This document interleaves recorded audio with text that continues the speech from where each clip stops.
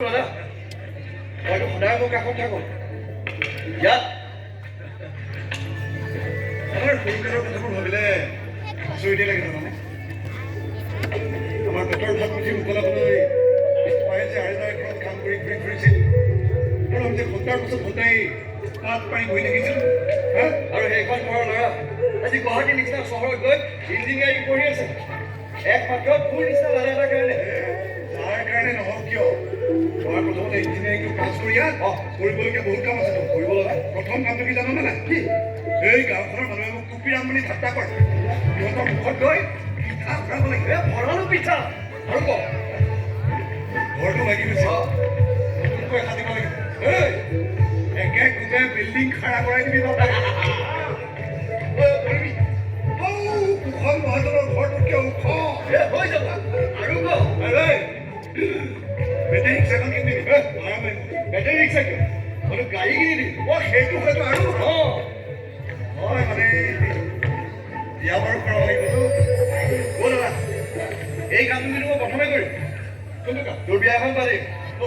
তই আৰু বেছি দিন ৰূপাক ৰখাই থব নোৱাৰ ৰূপা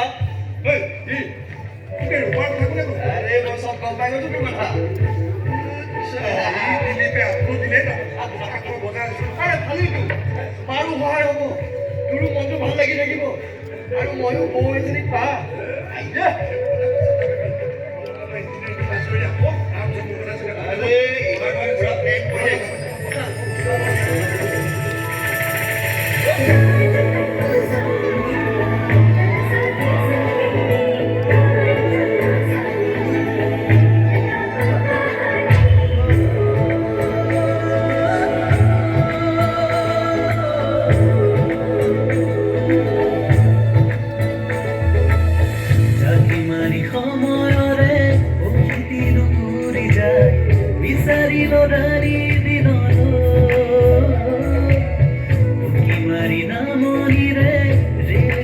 চলি যায়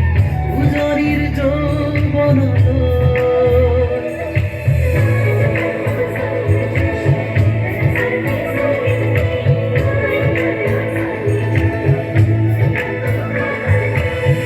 জাতিমাৰী সময়ৰে প্ৰকৃতিৰ উৰি যায় বিচাৰিল ৰাণী দিনমাৰী নামনিৰে ৰেলগাড়ী চলি যায় উজনিৰ যৌৱনত